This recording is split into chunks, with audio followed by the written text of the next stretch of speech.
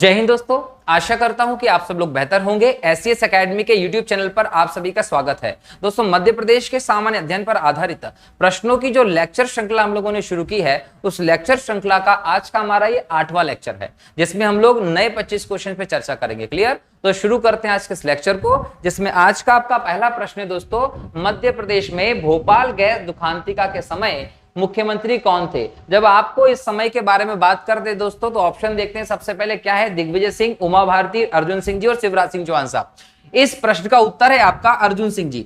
यह समय था जब 2-3 दिसंबर की रात को 1984 में भोपाल में यूनियन कार्बाइड जो कंपनी रही, कंपनी का नाम याद रखिएगा, यूनियन कार्बाइड की कंपनी थी। इस कंपनी में मिथाइल आइसोसाइनाइड गैस का रिसाव हुआ था और उस गैस के रिसाव के कारण कहीं ना कहीं हम रिपोर्ट के हिसाब से बात करें तो 15,000 से ज्यादा लोगों की मौत हुई थी और कई हजार लोग जो थे इसके तहत पीड़ित थे। कहीं ना कहीं आगे जाकर उन लोगों की भी मौत हो गई और इस गैस का ऐसा प्रभाव हमें देखने को मिला कि आज तक इस क्षेत्र में जो बच्चे भी होते हैं दोस्तों, वो कहीं ना कहीं फिजिकली डिसेबल से प्रतीत होते हैं। कई सारे लोगों की आंखों की रोशनी चली गई और कई प्रकार की यहाँ पर असक्षमताएं यहाँ पर देखने को मिलती है लोगों में। तो ये घटना जो थी वो 2-3 दिसंबर की रात को 1984 में हुई थी, जब यूनियन कार्बाइड में मिथाइल आइसोसाइनाइड गैस का रिसाव देखने को मिला था। इसके राहत के लिए मध्य प्रदेश में दोस्तों याद रखिएगा ऑपरेशन फेथ चलाया गया था। तो अगर एग्जाम में आप लोगों से पूछा जाता है दोस्तों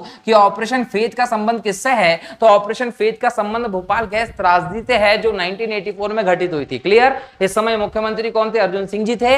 अगर हम देखें इस कंपनी के मालिक का नाम, तो एंडरसन जो है इस कंपनी का मालिक था दोस्तों, और कहीं ना कहीं 1 महीने के भीतर इसको गिरफ्तार तो कर लिया गया। $2100 के आसपास, केवल $2100 के आसपास जुर्माना लगाया, उसके बाद यहां से भागने में कामयाब हो गया। उसके बाद हम इसे सजा नहीं दे पाए। तो ये कहीं ना कहीं हमारा एक असफलता देखने को मिलती है कि इतने बड़े अपराधी हमारे देश से ऐसे ही भागकर चला गया था। तो कंपनी का मालिक का नाम था दोस्तों एंडरसन, जो कि अमेरिकी कंपनी थी। ये भी आप लोगों को ध्यान रखना है, यूनियन कार्बाइड। क्लियर? तो ये अमेरिकी कंपनी थी। अगर हम बात करें 1984 की और घटनाओं की, तो 31 अक्टूबर को 1984 में ही श्रीमती इंदिरा गांधी जी, जो भारत की पहली महिला प्रधानमंत्री रही, इनकी भी गोली मारकर हत्या कर दी गई थी। और 1984 में आपको सिख दंगे देखने को मिलते हैं, जिसके लिए आपको ऑपरेशन ब्लू स्टार देखने को मिलता है। तो अगर आप लोगों से एग्जाम में पूछा जाता है कि ऑपरेशन ब्लू स्टार का संबंध किससे, तो सिख दंगों से रहा। ऑपरेशन फेथ का संबंध किससे था? भोपाल गैस त्रासदी के राहत कार्य से संबंधित था। ये आप लोगों को ध्यान रखने वाली बात है। यूनियन कार्बाइड की इस कंपनी में दोस्तों कीटनाशक बनाने का काम होता था। ये भी आप लोगों से एग्जाम में क्वेश्चन पूछा जा सकता है। क्लियर? चलिए, तो ये पहला प्रश्न का उत्तर रहा अर्जुन सिंह जी। ठीक, चलिए आगे बढ़ते हैं। अगला प्रश्न है आपका, 1857 के विद्रोह में काकू के नाम से प्रसिद्ध थे। ऑप्शन है लाल पद्मर सिंह, ठाकुर रणमत सिंह, युवराज चैन सिंह, बख्तावर सिंह। तो ये 4 आपके ऑप्शन है। इसमें सही उत्तर है दोस्तों आपका ठाकुर रणमत सिंह। ठाकुर रणमत सिंह जी जो थे दोस्तों, इनको काकू के नाम से जाना गया था। अब हम बात करें 1857 की क्रांति का, तो याद रखना है 1857 की जो क्रांति रही दोस्तों, या विद्रोह रहा, वो 10 मई 1857 को प्रारंभ हुआ था। कहां से हुआ था प्रारंभ? मेरठ से हुआ था। ये आपको ध्यान रखना है। क्लियर? और इसके लिए तात्कालिक कारक का आप लोगों से एग्जाम में कई बार क्वेश्चन आता है। तो यदि आप तात्कालिक कारक की बात करेंगे तो यहां पर देखने को मिलता है 19 मार्च को 1857 में ये घटना कहां हुई थी? 34वीं नेटिव इन्फेंट्री है बैरकपुर की। ये बैरकपुर कहां है दोस्तों? बंगाल में।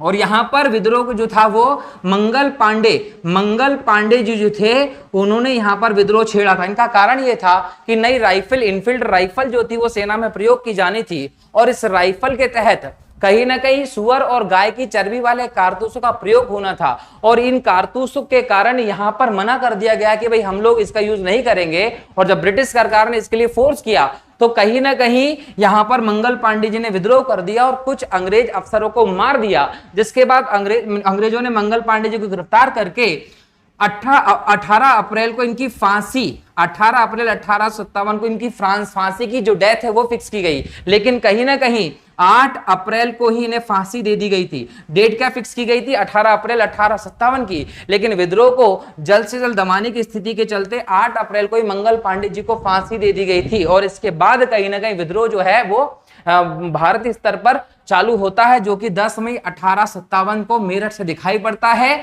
इसके तहत नई दिल्ली गए सारे के सारे सैनिक, और इन्होंने दिल्ली जाने के बाद कहीं ना कहीं जो जफर है, बहादुर शाह जफर, जो बहादुर शाह जफर है दोस्तों, ये बहादुर शाह जफर उस समय मुगल सम्राट हुआ करता था। इसे उस समय क्रांति का नेता चुना गया, लेकिन ये 80 वर्ष का बूढ़ा व्यक्ति जो था, कहीं ना कहीं क्रांति की कमजोरी भी साबित हुआ था। बाद में ये क्रांति धीरे धीरे करके पूरे अलग अलग क्षेत्रों में फैली, और इसके लिए रोटी और कमल के निशान का प्रयोग किया गया था। ये भी आप लोगों को ध्यान रखना है। अगर हम बात करें दोस्तों इस क्रांति की, तो जहां पर हम बिहार जाएंगे जगदीशपुर में, तो यहाँ पर कुंवर सिंह जो थे, इन्होंने इस क्रांति को नेतृत्व दिया।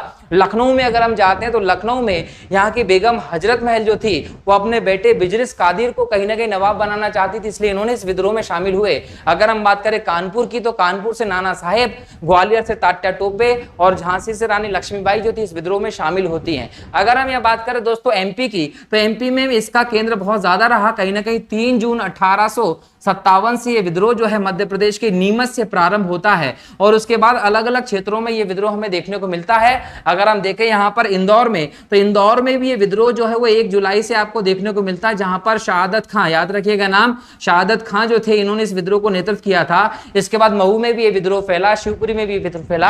अगर हम मंडला की बात करें तो वहां पर रानी अवंतीबाई इस विद्रोह में शामिल होती है। बड़वानी की बात करें दोस्तों तो टाटा भील जी शामिल होते हैं। मंडलेश्वर खरगोन की बात करें तो वहां से भीमा नायक जो इस विद्रोह को नेतृत्व प्रदान करते हैं। तो मध्य प्रदेश में भी 1857 की क्रांति जो थी वो व्यापक स्तर पर फैलते हुए आप लोगों को दिखाई पड़ती है। और यहाँ पर जो शिवपुरी की हम बात करें दोस्तों, यहाँ पर जो संचार सेवा थी वो हमारे सैनिक जो थे विद्रोही, तो उन्होंने उखाड़ दी, जिसकी वजह से यहाँ के जो जनरल से डर के मारे आगरा में शरण लेने के लिए मजबूर हो गए थे। ये भी आप लोगों को ध्यान रखना है। तो ये पूरा सीन था 1857 की क्रांति का, जो मध्य प्रदेश में भी आप लोगों ने देखा और भारत में भी किस प्रकार से क्रांति फैलती है, जिसका तत्कालिक कारण कहीं ना कहीं चर्बी वाले कारतूस की घटना थी, जिसको लेकर मंगल पांडे जी ने 29 मार्च 1857 को बैरकपुर छावनी में ही विद्रोह कर दिया था। और 8 अप्रैल को जैसे ही मंगल पांडे जी की फांसी, उसके बाद ये विद्रोह जो था वो पूरे क्षेत्रों में फैलता चला गया। ये ध्यान रखने वाली बात है। इस समय जो ब्रिटेन की जो महारानी थी दोस्तों, उनका नाम याद रखिएगा, महारानी विक्टोरिया थी। ये बहुत इंपॉर्टेंट क्वेश्चन है जो एग्जाम में देखा जा सकता है बराबर। अब यहां अगर हम लक्ष्मीबाई की बात करें दोस्तों, तो याद रखिए रानी लक्ष्मीबाई की अगर बात करें तो ध्यान रखना है कि इनका जन्म हुआ था 19 नवंबर को 1828 के आसपास। और जन्म कहां हुआ था दोस्तों, तो वाराणसी में हुआ था। और इनका नाम दोस्तों मिलता है आपको मणिकर्णिका। याद रखिएगा कि मणिकर्णिका इनको कहते थे, बचपन में इनको प्यार से मनु कहा जाता था। और बाजीराव टू जो थे दोस्तों, ये अंतिम पेशवा थे जो कानपुर के बिठूर में थे। कानपुर में जो बिठूर है यहां पर ये रहते थे। इन्हें छबीली कहा था। तो एग्जाम में अगर पूछा जाए कि रानी लक्ष्मीबाई को छबीली कौन कहते थे, तो बाजीराव टू जो थे, अंतिम पेशवा जो थे मराठों के, जो बिठूर कानपुर में थे, उन्होंने इन्हें छबीली कहा था। रानी लक्ष्मीबाई जी का जो विवाह हुआ था दोस्तों, वो गंगाधर राव जी से हुआ था, जिनकी मृत्यु के बाद कहीं ना कहीं एक प्रकार से उत्तराधिकारी का संकट आया था, क्योंकि इनका पुत्र जो था वो दामोदर राव था और वो अल्पवयस्क पुत्र था। तो उसी की संरक्षिका बनके रानी लक्ष्मीबाई जी ने शासन किया, और कहीं ना कहीं अपनी झांसी की रक्षा करते हुए 18 जून को 1858 में ह्यूरोज के साथ लड़ते हुए इन्होंने अपना आत्मदाह कर दिया था और वीर गति को प्राप्त हुई थी। तो ये रानी लक्ष्मीबाई की हम लोगों ने बात की। अगर इनसे रिलेटेड कोई एग्जाम में क्वेश्चन देखने को मिलता है तो डेफिनेटली आप लोग बना दोगे। ठीक है, चलिए आगे बढ़ते हैं दोस्तों। अगला प्रश्न है आपका प्रश्न नंबर 3, जो कहता है झंडा सत्याग्रह संबंधित है। ऑप्शन है जबलपुर से, भोपाल से, इंदौर से, मंदसौर से। जब आप झंडा सत्याग्रह की बात करते हैं तो उत्तर होगा जबलपुर से, क्योंकि झंडा सत्याग्रह का संबंध मध्य प्रदेश के जबलपुर से ही था। जबलपुर में लगभग 18 मार्च के आसपास 1923 में यहां जो जबलपुर का नगर निगम था, यहां कांग्रेस ने बहुमत प्राप्त कर लिया। और उसके बाद इन्होंने जबलपुर में जो टाउन हॉल था उसकी छत पर झंडा फहरा दिया। अंग्रेज गए और अंग्रेजों ने हमारे झंडे को उतारकर उसे पैरों से रोन दिया। इस बात से गुस्सा आकर भीड़ ने कहीं ना कहीं विद्रोह कर दिया और झंडा सत्याग्रह का प्रारंभ होता है नागपुर से, जिसको देवदास गांधी जी के पुत्र जो थे इन्होंने नेतृत्व प्रदान किया। और ये कब हुआ था? 18 मार्च 1923 के आसपास हुआ था। लेकिन इसका संबंध मध्य प्रदेश में कहां से था, तो आप क्या बताएंगे? मध्य प्रदेश के जबलपुर से संबंधित था। हुआ कब था? 18 मार्च को। कौन सी तारीख थी? तो 1923 के समय पे। ठीक है, कहां से हुआ था? तो जबलपुर से हुआ था, ये ध्यान रखना है। अगला प्रश्न है आपका, घोड़ा डोंगरी जंगल सत्याग्रह कब हुआ था? ऑप्शन है 1910, 1930, 1940, 1918। सही उत्तर है आपका दोस्तों 1930। याद रखिएगा, घोड़ा डोंगरी जो है ये बैतूल में है, और बैतूल के घोड़ा डोंगरी में 1930 में ये जंगल सत्याग्रह हुआ था, जो कहीं ना कहीं गांधी जी के नमक सत्याग्रह पर आधारित था। ये वो समय था जब भारत में गांधी जी के नेतृत्व में सविनय अवज्ञा आंदोलन के लिए दांडी मार्च किया जा रहा था, जिसके अंतर्गत नमक कानून तोड़ा गया था। और इसके लिए गुंजन सिंह कोरकू जो थे वो घोड़ा डोंगरी जंगल सत्याग्रह करते हैं बैतूल में 1930 में। तो एग्जाम में इससे रिलेटेड कोई भी प्रश्न आता है, उत्तर लगा दीजिएगा। हुआ कब था? 1930 में। किसके नेतृत्व में? गुंजन सिंह कोरकू के। है कहां पर? बैतूल में। ठीक, अगला प्रश्न है आपका प्रश्न नंबर 5, जो कहता है मध्य प्रदेश में कहां से भारत छोड़ो आंदोलन का प्रारंभ हुआ था? ऑप्शन है आपके विदिशा, भोपाल, जबलपुर, सागर। सही उत्तर है आपका दोस्तों विदिशा। याद रखिएगा, इसके लिए भेलसा प्रस्ताव लाया गया था। तो अगर एग्जाम में ये पूछा जाता है कि भेलसा प्रस्ताव का संबंध कौन से आंदोलन से, तो आप उत्तर देंगे भारत छोड़ो आंदोलन से है। भारत छोड़ो आंदोलन जो है दोस्तों, याद रखिएगा 8 अगस्त 1942 को 8 अगस्त 1942 को बंबई के ग्वालियर टैंक मैदान में बैठक हुई थी। बैठक कहां हुई थी? ग्वालियर टैंक मैदान में बैठक हुई थी। और उसके बाद कहीं ना कहीं 9 अगस्त को 1942 को भारत छोड़ो आंदोलन का प्रारंभ किया गया था। लेकिन जैसे ही आंदोलन प्रारंभ किया तो कहीं ना कहीं यहां पर दो चीजें क्वेश्चन के रूप में आपके सामने देखने को मिलती है कि भारत छोड़ो का नारा किसने दिया? यूसुफ मेहर अली ने दिया था। और इसके दौरान गांधी जी ने कौन सा नारा दिया था? तो गांधी जी ने नारा दिया था करो या मरो का। और गांधी जी का ये पहला हिंसक आंदोलन भी आपको देखने को मिलता है। आंदोलन जैसे शुरू हुआ दोस्तों, तो रात्रि में ही ऑपरेशन जीरो आवर ये शुरू किया। किसने ये शुरू किया था? ब्रिटिश सरकार ने। और सभी इंपॉर्टेंट नेताओं को गिरफ्तार कर लिया गया। और यहां पर आपसे पूछा जा सकता है कि गांधी जी को गिरफ्तार करके कहां रखा गया था? तो आप बताएंगे आगा खां पैलेस में गांधी जी को गिरफ्तार करके रखा गया था। और इनके साथ सरोजिनी नायडू और कस्तूरबा को भी रखा गया था। ये आपको ध्यान रखना है, ठीक है। और ये पूरा भारत छोड़ो जो है वो आपको देखने को मिलता है 1942 में। मध्य प्रदेश में भी बड़े स्तर पर ये होता है। यहाँ मध्य प्रदेश में देखें तो शंकर दयाल शर्मा जी ने और खासकर ग्वालियर से अटल बिहारी वाजपेयी जी ने इसका नेतृत्व किया था। ये भी आप लोगों को ध्यान रखना है। तो अटल जी जो थे वो इस समय स्वतंत्रता संग्राम का हिस्सा बन चुके थे। क्लियर? भारत छोड़ो आंदोलन के समय। तो अगर एग्जाम में आता है कि अटल जी ने भारत के या गांधी जी के कौन से आंदोलन में कहां से बोल सकते हैं कि हिस्सा लिया था, तो ग्वालियर से हिस्सा लिया था और भारत छोड़ो आंदोलन के अंतर्गत हिस्सा लिया गया था। ठीक है, चलिए आगे बढ़ते हैं। अगला प्रश्न है आपका, मध्य प्रदेश का जलियांवाला बाग हत्याकांड कहलाता है। यहां पर याद दोस्तों ये गलत लिखा गया है, यहां पर आएगा बाग। तो मध्य प्रदेश का जलियांवाला बाग हत्याकांड किसे कहते हैं? ऑप्शन देखते हैं। पादुका नरसंहार को कहते हैं, पंजाब मेल हत्याकांड को कहते हैं, सोहावत संहार को कहते हैं, या इनमें से कोई नहीं। सही उत्तर है आपका दोस्तों पादुका नरसंहार को कहा जाता है। पादुका का पूरा नाम है दोस्तों चरण पादुका। ये चरण पादुका जो है दोस्तों ये छतरपुर में, कहा?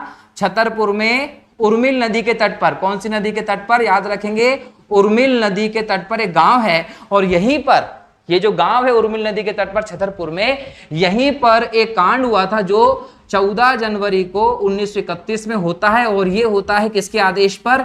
फिशर के आदेश पर। यहां पर रात के समय अगर हम देखें तो सभी लोग शांतिपूर्ण सभा कर रहे थे। उस सभा पर फिशर के आदेश पर गोलियां चला दी गई। और कहीं ना कहीं इसकी तुलना आपने कर दी किससे? जलियांवाला कांड से, क्योंकि ये उसी के जैसा प्रतीत हुआ एक कांड देखने को मिलता है मध्य प्रदेश के छतरपुर में, जैसे मध्य प्रदेश का जलियांवाला बाग कहा गया है। अगर हम यहाँ जलियांवाला बाग का बात करें दोस्तों तो याद रखिएगा ये हुआ था 13 अप्रैल 1919 को। और 13 अप्रैल 1919 को जनरल डायर के आदेश पर लगभग 1650 राउंड फायर किए गए थे। और उसमें 1000 से ज्यादा लोगों की मृत्यु हो गई थी। और इस कांड को हम जलियांवाला बाग कांड के नाम से जानते हैं।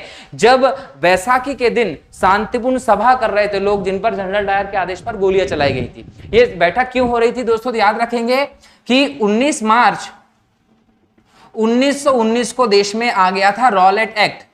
और ये जो रॉलेट एक्ट था ना, इस एक्ट को काला कानून कहा गांधी जी ने। ये जो काला कानून था ना, इसके संदर्भ में याद रखिएगा, इसमें बोला गया था कि ना अपील, ना वकील, ना दलील करने का अधिकार होगा। सीधे संदेह के आधार पर गिरफ्तार करेंगे और जेल कर देंगे। तो ऐसे कानून के विरोध में देश भर में एक आंदोलन चल रहा था गांधी जी के नेतृत्व में। और इसी को लेकर अमृतसर में सतपाल और किचलू डॉक्टर सतपाल और किचलू जी भी कहीं ना कहीं आंदोलन कर रहे थे, जिसे ब्रिटिश सरकार ने गिरफ्तार कर लिया था। उसकी गिरफ्तारी के विरोध में ही बैठक कर रहे लोगों पर जनरल डायर ने गोलियां चला दी थी और यह कांड हुआ था जलियांवाला बाग कांड। इसके विरोध में दोस्तों याद रखिएगा कि जो रविन्द्रनाथ टैगोर जी थे, उन्होंने अपनी नाइटहुड की उपाधि और सर की उपाधि त्याग दी थी। शंकर नारायण जी ने वायसराय की कार्यकारी परिषद से इस्तीफा दे दिया था।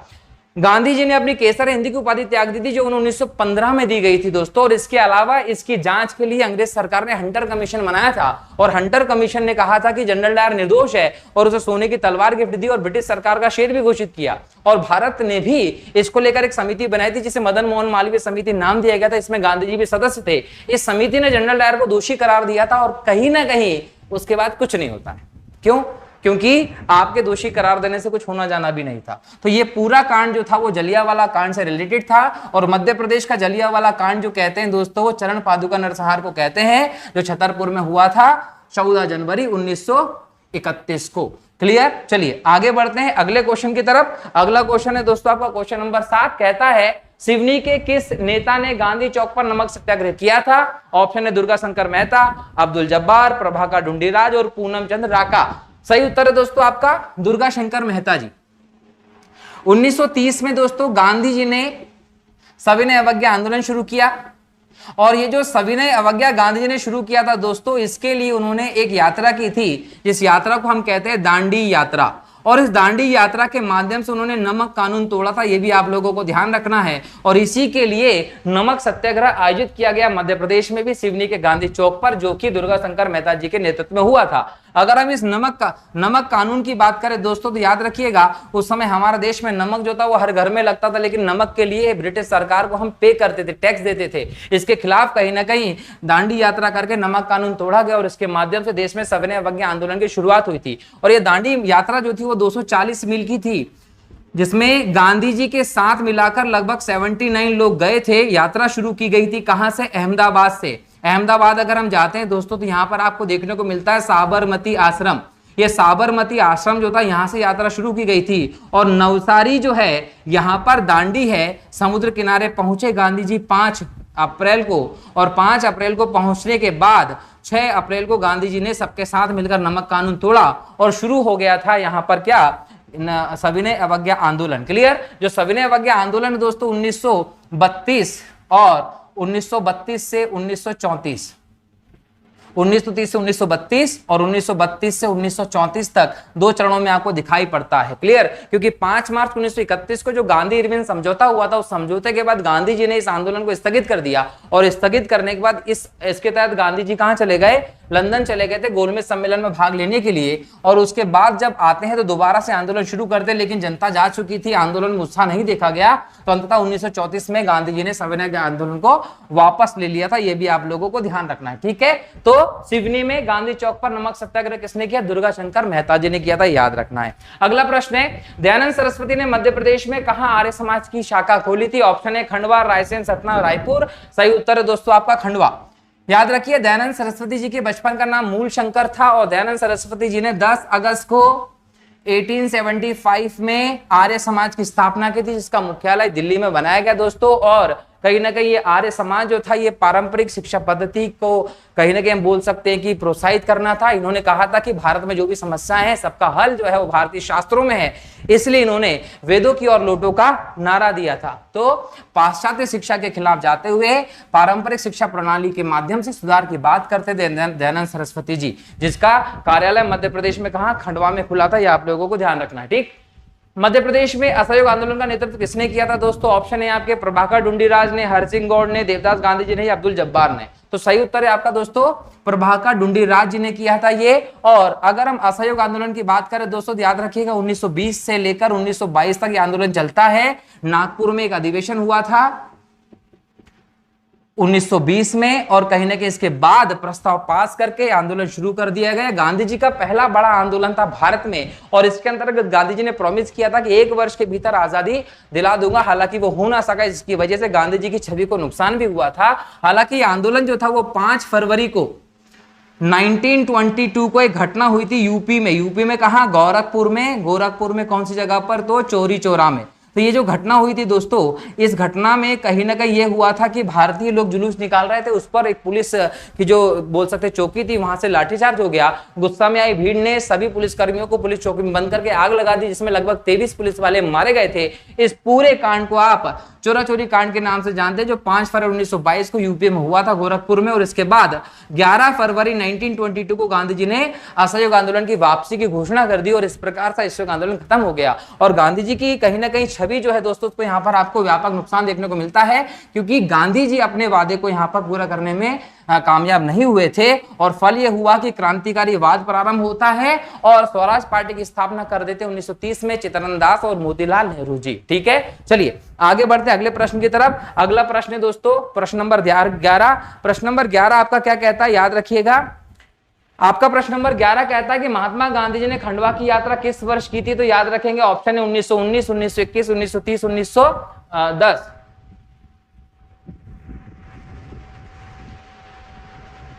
दोस्तों अगले प्रश्न की तरफ बढ़ते हैं। अगला प्रश्न है आपका, महात्मा गांधी जी ने खंडवा की यात्रा किस वर्ष की थी? ठीक है, ऑप्शन है आपके 1919, 1921, 1930 और 1942। सही उत्तर है आपका दोस्तों 1921। गांधी जी ने 1921 में खंडवा की यात्रा की थी। ठीक है, अगला प्रश्न देखते हैं। अगला प्रश्न है आपका, स्वामी विवेकानंद जी ने अपने जीवन काल में किस नगर की 2 बार यात्राएं की थी? ऑप्शन है आपके खंडवा, विदिशा, होशंगाबाद, बुरहानपुर। सही उत्तर है आपका दोस्तों खंडवा। याद रखिएगा, स्वामी विवेकानंद जी ने खंडवा की यात्रा 2 बार की थी। स्वामी विवेकानंद जी का जन्म जो 12 जनवरी को हुआ था कलकत्ता में 1863 के आसपास, तो इसके जन्मदिन को हम भारत में युवा दिवस के तौर पर मनाते। याद रखिएगा, तो अंतर्राष्ट्रीय युवा दिवस कब होता है? तो 12 जनवरी को होता है। ये आप लोगों को ध्यान रखना है, जो स्वामी विवेकानंद के जन्मदिन के अवसर पर मनाते हैं। 1 मई याद रखिएगा, 1 मई को 1897 में जो परमहंस मंडली है, याद रखिएगा रामकृष्ण मिशन है, रामकृष्ण मिशन है, रामकृष्ण मिशन की स्थापना की थी स्वामी जी ने। और 1902 में स्वामी जी की मृत्यु हो गई थी, ये भी आप लोगों को ध्यान रखना है। ठीक है, तो स्वामी विवेकानंद जी जो रहे वो युवा दिवस के तौर पर इनके जन्मदिन को मनाते हैं, ये आप लोगों को ध्यान रखना। आगे बढ़ते हैं, अगला प्रश्न है प्रश्न नंबर 12। आदिवासियों की संगठित सेना ने किसके नेतृत्व में विद्रोह किया था? ऑप्शन है आपके भीमा नायक, नारायण सिंह, बख्तावर सिंह, भागीरथ प्रसाद। दोस्तों उत्तर है आपका भीमा नायक।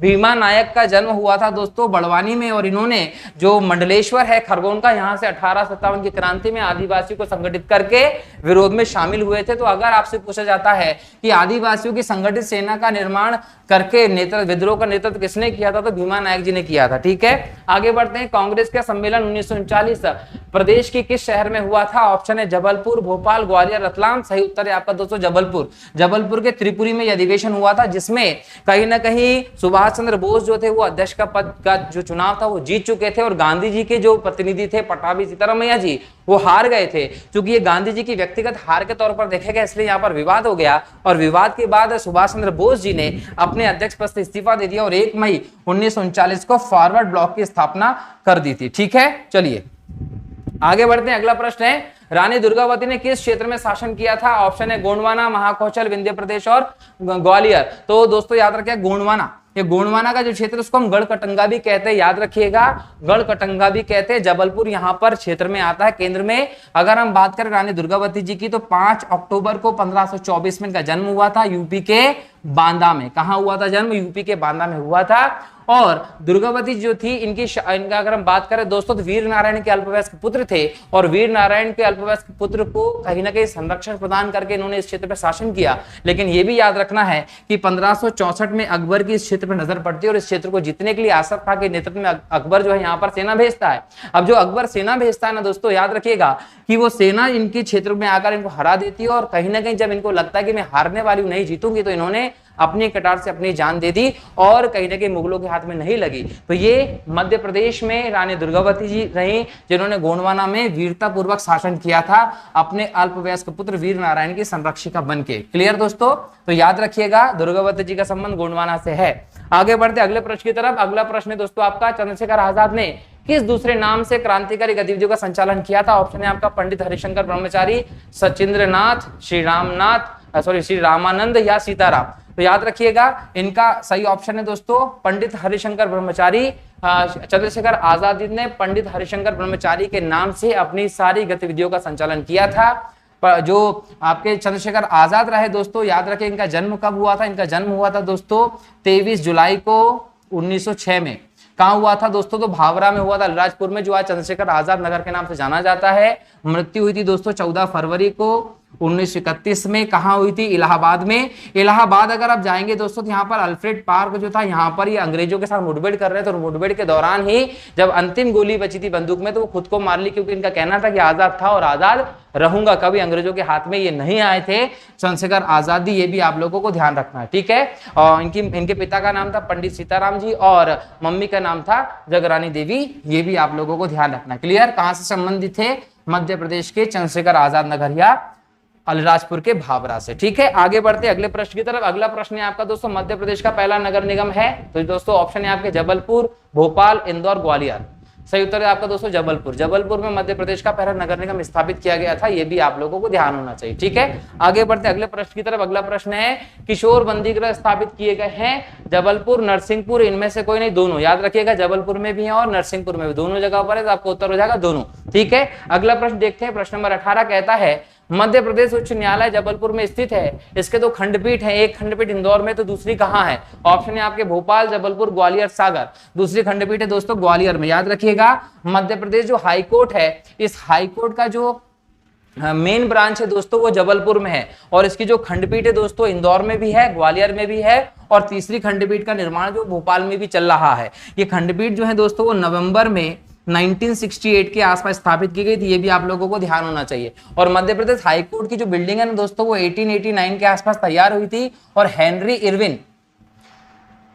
इरविन इसके वास्तुकार है। ये भी आप लोगों को ध्यान होना चाहिए कि इसके मध्य प्रदेश हाईकोर्ट की जो मेन बिल्डिंग है उसका। और ये जो बिल्डिंग है ना दोस्तों हाईकोर्ट, ये गोकुलदास, राजा गोकुलदास जो रहे ना जबलपुर क्षेत्र के, उनका महल वाला क्षेत्र है जहां पर ये तैयार हुआ है। और अगर हम मध्य प्रदेश के वर्तमान हाईकोर्ट की स्थापना की बात करें तो 2 जनवरी को 1956 को स्थापित किया गया था। जबलपुर से पहले मध्य प्रदेश का हाईकोर्ट कहां था दोस्तों? तो 1935 के आसपास जो है वो नागपुर में था। तो आपसे पूछा जाएगा कि प्रारंभ में मध्य प्रदेश का हाईकोर्ट कहां था? 1956 के पहले तो नागपुर में था, क्योंकि मध्य प्रदेश के क्षेत्र की राजधानी क्या हुआ करती थी?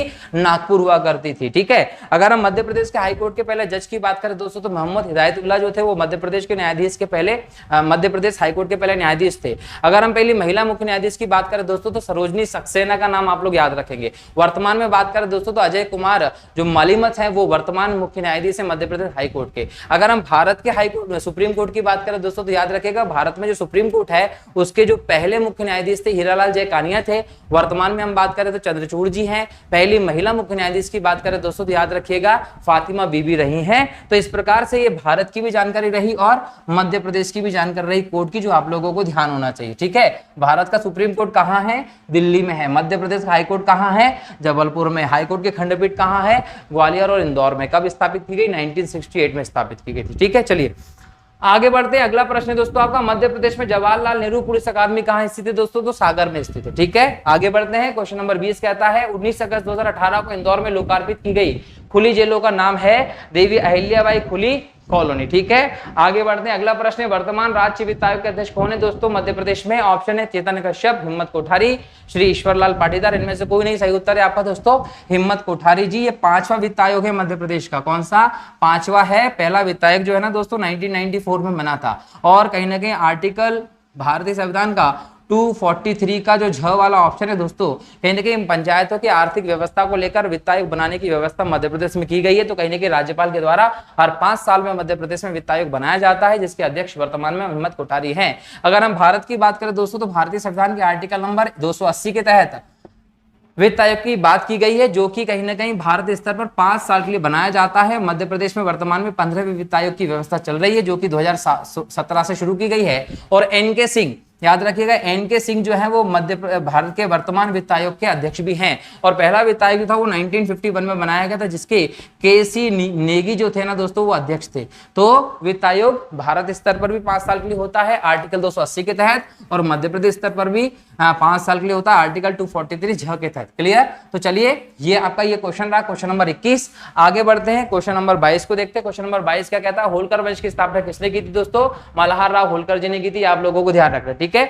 आगे बढ़ते हैं, अगला क्वेश्चन है दोस्तों ग्वालियर के सिंधिया वंश की स्थापना किसने की थी? ऑप्शन है आपका राणोजी सिंधिया ने की थी, ठीक है। अगले क्वेश्चन की तरफ बढ़ते हैं। क्वेश्चन नंबर 24 कहता है सही जोड़े बनाइए। एक सूची 1 दे रखी है, सूची 2 दे रखी है। यहाँ पर इन क्षेत्रों को इन राजाओं को इनके क्षेत्रों से मिलाना, ठीक। ऑप्शन हिसाब से हम लोग सेट करेंगे। यहाँ देखिए भोज, भोज का संबंध किससे था? धार से था। दुर्गावती का संबंध किससे था? गोंडवाना से था। समुद्रगुप्त का संबंध और अशोक का संबंध देखते, तो अशोक जो था वो अवंती का राज्यपाल था और उज्जैन विदिशा। तो यहाँ पर ऑप्शन देख लीजिए भोज का धार, तो ए का 3 होना चाहिए, ए का 3 यहां पर भी है और यहां पर भी है। बी का चौथा होना चाहिए, तो बी का चौथा यहां पर है, तो दोस्तों सही उत्तर हो गया आपका क्या? डी। 3 4 2 1। ठीक है, चलिए तो ये आपका क्वेश्चन नंबर 24 था, जिसमें हम लोगों ने विभिन्न राजाओं के उनके राज्यों के साथ संबंध बना दिए हैं। आप लोग इसको याद कर लीजिएगा, एग्जाम में क्वेश्चन के रूप में आपको ये देखने को मिल सकता है। ठीक है, चलिए देखते हैं अगला प्रश्न दोस्तों। अगला प्रश्न है प्रश्न नंबर 25, जो आज का अंतिम प्रश्न है। कहता है निम्न नगरों के प्राचीन व नवीन नामों में असंबद्ध है। एक तरफ दिए हैं नवीन नाम और एक तरफ दिए हैं प्राचीन नाम, इनको जोड़ना है। कौन सा नाम सम्मिलित नहीं है वो बताना है। तो ये देखो, एक तरफ दिया महिष्मती, महिष्मती किसको बोलते थे? महेश्वर को। चेदी खजुराहो को बोलते थे। वत्स जो है वो ग्वालियर को बोलते थे। अगर दशपुर की बात करें तो उसका सुहागपुर दिया हुआ, सुहागपुर जो है वो शहडोल का है। याद रखिएगा, दशपुर जो है वो मंदसौर को कहा जाता था। तो यहां पर आपका जो दशपुर के साथ मिलान होना चाहिए था वो मंदसौर होना चाहिए, लेकिन यहां पर सुहागपुर दे दिया है। तो आपका उत्तर क्या होगा? यहां पर डी, जो सही मिलान नहीं करता है। तो इस प्रकार से हमने आज के 25 क्वेश्चंस को डिस्कशन किया। आशा करता हूं कि आपको समझ में आया होगा। मिलता हूं अगले लेक्चर में फिर नए 25 क्वेश्चंस के साथ। तब तक के लिए बहुत बहुत शुक्रिया। जय हिंद, जय भारत, वंदे मातरम।